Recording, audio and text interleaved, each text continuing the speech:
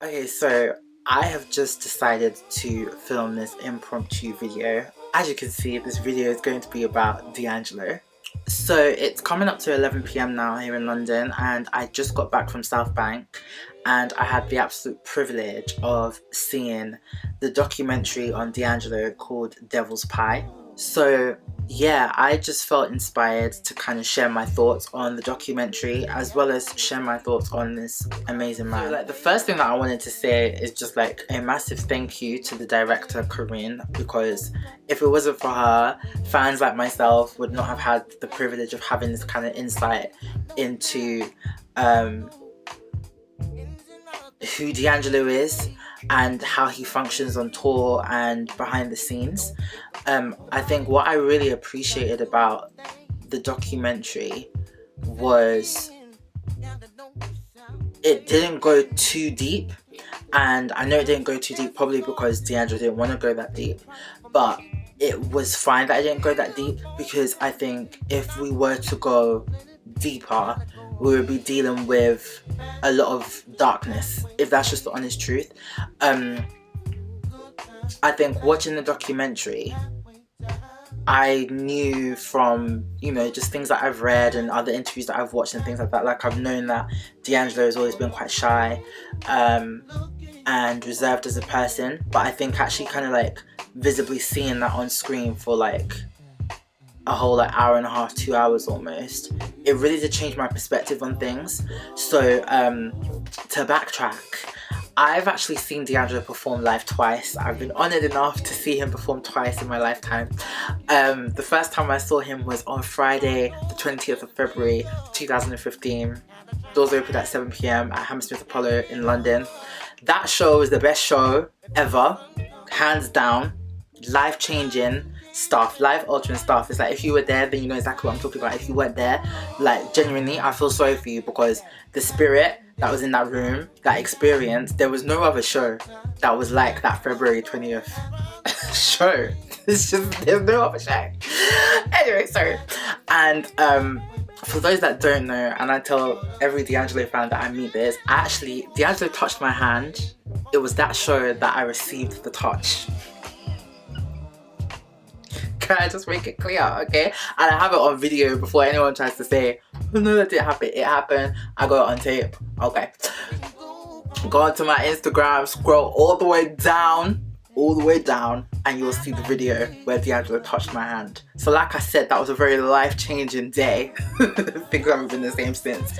And then the next time I saw him was that same year. I think it was like June or July at the Roundhouse. I was supposed to see him last year, 2018, but unfortunately he cancelled his tour. So yeah, it's been a good, 4, coming up to 5 years now since I've seen him live. And I remember when he cancelled the European tour last year, obviously people were totally upset, as was I. But I was understanding. But I think after seeing this documentary, I feel like I have even more of an understanding. All of us, we go through a lot of changes and we go through a lot of things in general. But I think if you're in the public eye, even in the slightest sense, things are slightly heightened. And then I think if you're a creative person, if you're an artist, a musician, it can be heightened even more. And I feel like D'Angelo's kind of got all of those three things going on for him. I do my best to not like idolize my favorite artists and musicians, because at the end of the day, they're just human in the same way that I am. But D'Angelo is a gifted person. And I think, the reason why we tend to idolize some of our favorite, athletes, musicians, creators, all sorts, it's because they have a special something about them, or it's as if they're able to do what they do in a way that others aren't able to do it. And D'Angelo is that. I think I was able to see videos of him playing in church, and just seeing the gift that he had from there, see it live in action. That was amazing. And yeah, I guess just to see how he gets himself into the zone for a show, his creative processes, all of that kind of stuff. I appreciate that. It allowed fans like myself to kind of be a fly on the wall without actually being there. And I'm really grateful for that, because I just feel like it's kind of given me a little bit more insight, and it's also making up for the fact that I haven't been able to see D'Angelo live for a long time now.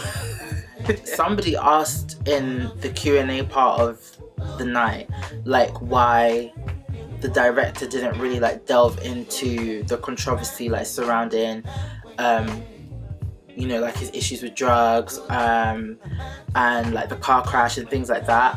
And she was like, you know, it's not necessary. It's like, if you wanted to know about that, you can go into Wikipedia, you can Google search that. Like, she didn't want to focus on that because he's so much more than, you know, those events or those points in his life. She wanted to focus, you know, in a nutshell, on his artistry, on who D'Angelo is. And I'm really glad that she had that perspective. Like, someone sitting next to me, like, she kind of brought up the idea of the director is a white woman, and obviously a lot of what we were seeing discussed and just showed like the black experience, or the black experience in America, you know, pro-black thought, all that kind of stuff. So I think someone was just kind of curious to see how the white director navigated that space and what her intentions were being in that space. And I was like, you know what, I didn't think of that question, but that's true, because I just think, especially with someone like D'Angelo is a very spiritual person, and that was made very evident. If you didn't know that already, it was made even more evident after watching the documentary. You know, you kind of see him grappling with how do you connect with God. And that is, when he was asking these questions in the documentary, it really hit me in my chest, because it's like, I can relate.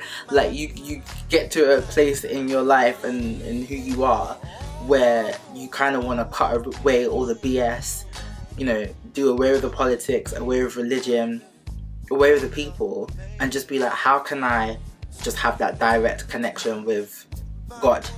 Is that possible? And all of that kind of jazz.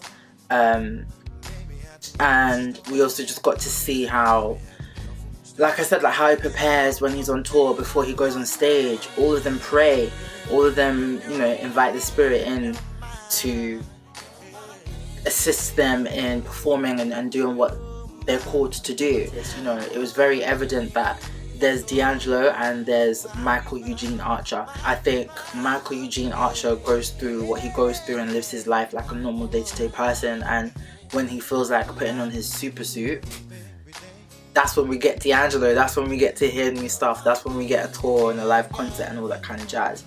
You know, I think things that I walked away with, it just kind of improved my perspective on beliefs that I already have. So like beliefs on faith and music, and how those things intersect and are totally and completely intertwined. It also kind of heightened my perspective on, I think, you know, people can get so wrapped up in the artist and forget that they're a human.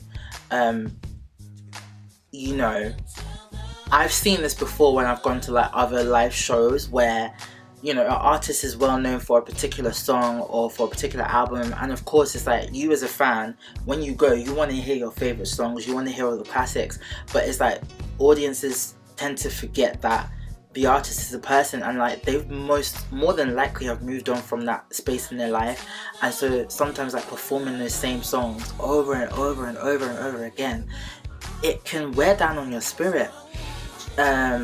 Or even something that D'Angelo said, it was kind of like, you know, in a nutshell, you give your all on stage, how do you replenish yourself? If you've given everything to everyone and everything to the stage and your performance, how do you replenish yourself? Or he even kind of said how, you know, you're on stage and you have the audience and you have the energy that's in the room, and, you know, you have, you experience this high, and then when the show is done, you're kind of just left to like normal life, and it's like adjusting to that. And I don't know, I think fans of any artist should take it upon themselves to be even more understanding and even more introspective of what their faves go through, because it's so easy to have expectations especially because like the music industry is a business. You know, if I pay my ticket to see D'Angelo, I want to see him on stage. I don't want to hear about, oh, tour's been cancelled, postponed. I paid my money, I want to see my favorite. But at the same time, it's like you've got to be compassionate and understanding that artists, creative individuals, they love what they do, otherwise they wouldn't do it. They're called to do what they do, otherwise they wouldn't do it.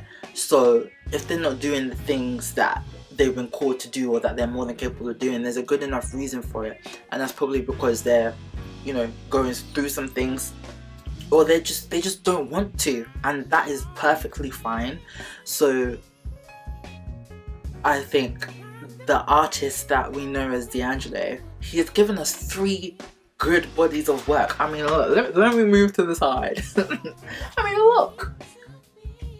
Honestly, I feel like all of us fans, we should get comfortable with the fact that we may not hear music for a very, very, very long time, and appreciate what we have. And appreciate him whilst he's still here. Like, I feel like people give D'Angelo his roses, but he is honestly gifted, talented. Like, there's not a single person that I can think of like this generation and the previous one, because obviously he's not really my gen, but that does what he does, that has the ear that he has, the mind that he has musically, and it's like the impact that he's still having. You know, this album came out before I was born. This one came out when I was little, so I didn't know anything about it. Like, I knew of D'Angelo and I knew a few songs, but I pretty much got into his music like around 2014, round about the hype for Black Messiah. One of my favourite songs from Brown Sugar is Lady, and that song, like, it doesn't sound dated for me. Like, I know I'm gonna be playing that in 20 years time. Like, I don't care. And yeah, the same with all his music. It's timeless. And I think if you have timeless music, you are creating real art. Another thing for me with watching Devil's Pie, I was super emotional. Like, I didn't cry, but I just kind of felt a lot of emotion in my heart, because I kind of just saw like how vulnerable and how anxious and how shy he actually is. And it's like, I knew this already, I've watched interviews of him before, but there was something about Devil's Pie that really just shifted my perspective in a new way. And even right now, like, I can't describe it. Yeah, like, there was one point, I think he was either about to go on stage or he'd just come off stage, and you could just see the anxiety that he felt, and it's like he just went elsewhere. And it's like, it's crazy when you think about it, because I know how I felt when I've seen him perform live, and, you know, I'm going home, you know, thinking that was the best show I've ever seen in my life, fantastic, and, you know, man's backstage having a panic attack or something. Do you get what I mean? And it's like, yeah, I think it was kind of having that realization for me. I was like, raw, like, you know these things, but there's a difference between knowing it and like visually seeing it represented back to you. I just wanted to say that if you have the opportunity to watch D'Angelo Devil's Pie documentary, wherever you are, I encourage you to see it, especially if you're a fan. You won't regret it. I just feel like it will give you even more of an appreciation for him. I absolutely love D'Angelo. If there's any chance that you're watching this, D'Angelo, I love you so much, and I appreciate the music that you have made for us. Yeah, anyway, I hope you've enjoyed like my little quick discussion, review, reflection on Devil's Pie documentary D'Angelo. Like I said, go and check it out if you have the chance. If you do not know D'Angelo's music, get into D'Angelo's music.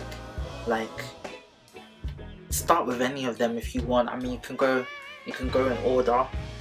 You can hopscotch, do whatever feels right, but there's a song for everyone. I can tell you that there's a song for everybody. I think that's everything that I have to say, so take care, bye.